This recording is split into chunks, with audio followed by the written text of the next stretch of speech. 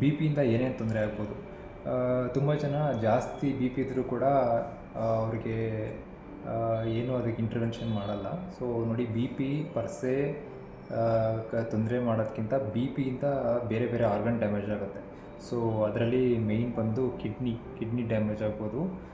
Hypertensive nephropathy ಅಂತ ಹೇಳ್ತೇವೆ, ಹಾರ್ಟಿಗೆ damage ಮಾಡುತ್ತೆ ಜಾಸ್ತಿ ಬಿ ಪಿ, ಮತ್ತು ಬ್ರೈನಿಗೆ ಕೂಡ ಡ್ಯಾಮೇಜ್ ಮಾಡುತ್ತೆ, ಕಣ್ಣಿಗೆ ಕೂಡ ಡ್ಯಾಮೇಜ್ ಮಾಡುತ್ತೆ. ಸೊ ಇವೆಲ್ಲ ಇಂಪಾರ್ಟೆಂಟ್ ಆರ್ಗನ್ಸ್.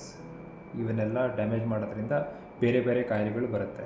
ಸೊ ಅದರಿಂದ ಬಿ ಪಿ ಕಂಟ್ರೋಲ್ ಮಾಡಿರೋದು ಬಹಳ ಇಂಪಾರ್ಟೆಂಟು. ಸೊ ಅದಕ್ಕೆ ಬಿ ಪಿನ ಯಾವಾಗಲೂ ನೀವು ಕಂಟ್ರೋಲ್ ಮಾಡ್ತಾ ಇರಬೇಕಾಗತ್ತೆ. ಮಾತ್ರೆಗಳನ್ನ ಕರೆಕ್ಟಾಗಿ ತೊಗೊಳ್ತಾ ಇರಬೇಕು. ಇನ್ನೊಂದು ಡಯಟ್, ಊಟದಲ್ಲಿ ಉಪ್ಪಿನಾಂಶ ಕಡಿಮೆ ಮಾಡಬೇಕಾಗತ್ತೆ. ಮೂರನೇದು ಸ್ಟ್ರೆಸ್. ಈ ವರ್ಕ್ ಪ್ರೆಷರ್ ಜಾಸ್ತಿ ಇರುತ್ತೆ ಇವಾಗ ಮಾಡರ್ನ್ ಜನಕ್ಕೆ. ಸೊ ಸ್ಟ್ರೆಸ್ನ ಕಡಿಮೆ ಮಾಡಿಕೊಂಡು ಲೈಫ್ ಸ್ಟೈಲ್ ಲೈಕ್ ಎಕ್ಸಸೈಸ್